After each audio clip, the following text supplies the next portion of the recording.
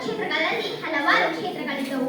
ಸಂವಿಧಾನಾತ್ಮಕವಾಗಿ ಪ್ರಜಾಪ್ರಭುತ್ವವನ್ನು ಅಳವಡಿಸಿಕೊಂಡು ಆರ್ಥಿಕ ಯೋಜನೆಗಳನ್ನು ಜಾರಿಗೆ ತಂದು ಹಂತ ಹಂತವಾಗಿ ಪರಿಹಾರ ಸಮಸ್ಯೆಗಳಿಗೆ ಕಂಡುಕೊಳ್ಳಲಾಯಿತು. ಕೃಷಿ, ಕೈಗಾರಿಕೆ, ಸಾರಿಗೆ, ಸಂಪರ್ಕ, ವಿಜ್ಞಾನ, ತಂತ್ರಜ್ಞಾನ, ಶಿಕ್ಷಣ, ಆರೋಗ್ಯ, ಕಲೆ, ಸಾಹಿತ್ಯ, ಕ್ರೀಡೆ ಹೀಗೆ ಹಲವಾರು ಕ್ಷೇತ್ರಗಳಲ್ಲಿ ಭಾರತ ಸಾಧನೆಯ ಪಥ ಹಿಡಿಯಿತು. ಪ್ರಮುಖ ನಾಯಕರು ನಮ್ಮ ದೇಶದ ಪ್ರಗತಿಯನ್ನು ಮುನ್ನಡೆಸುತ್ತಿದ್ದಾರೆ. ಪ್ರಧಾನಮಂತ್ರಿಗಳಾದ ನೆಹರು ಅವರು ಅಲಿಪ್ತನಿಗೆ, ಲಾಲ್ ಬಹದ್ದೂರ್ ಶಾಸ್ತ್ರಿಯವರ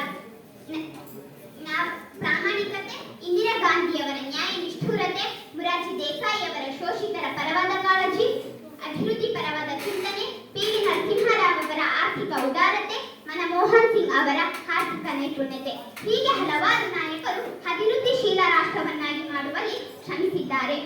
ಪ್ರಸ್ತುತ ಪ್ರಧಾನಮಂತ್ರಿಗಳಾದ ನರೇಂದ್ರ ಮೋದಿ ಅವರು ಸತತ 2ನೇ ಬಾರಿಗೆ ಅಧಿಕಾರದ ಚುಕ್ಕಾಣಿಯನ್ನು ಹಿಡಿದಿದ್ದಾರೆ.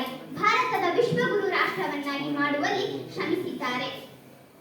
ನಾಯಕರು ಯಾರೇ ಆಗಿರಲಿ, ಪಕ್ಷ ಸಿದ್ಧಾಂತ ಯಾವುದೇ ಆಗಿರಲಿ, ಟೀಕೆ ಟಿಪ್ಪಣಿಗಳು ಏನೇ ಇರಲಿ, ಆ ಎಲ್ಲ ಸವಾಲುಗಳನ್ನು ಸಮರ್ಥವಾಗಿ ನಿಭಾಯಿಸಬೇಕಿದೆ. ಏಕೆಂದರೆ ಅವರೆಲ್ಲರ ಮುಖ್ಯ ಗುರಿ ದೇಶವನ್ನು ಮುನ್ನಡೆಸುವುದೇ ಆಗಿದೆ. ಇತ್ತೀಚೆಗೆ ಚಂದ್ರಯಾನ 3ರ ಬಾಹ್ಯಾಕಾಶ ಉಡಾವಣೆ ತಂತ್ರಜ್ಞಾನ ಕ್ಷೇತ್ರದಲ್ಲಿ ಭಾರತದ ಹಿರಿಮೆ ಗರಿಮೆಯನ್ನು ಹೆಚ್ಚಿಸುತ್ತಿದೆ.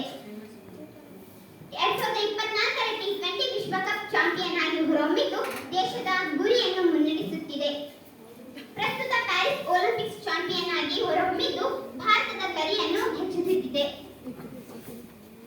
ಇನ್ನಾದರೂ ಪ್ರಜ್ಞಾವಂತರಾಗೋಣ, ಆ ಎಲ್ಲ ಸವಾಲುಗಳನ್ನು ಸಮರ್ಥವಾಗಿ ನಿಭಾಯಿಸೋಣ ಎಂದು ಹೇಳುತ್ತಾ ನನ್ನ ಅನಿಸಿಕೆಗಳಿಗೆ ವಿರಾಮವನ್ನು ನೀಡುತ್ತಿದ್ದೇನೆ.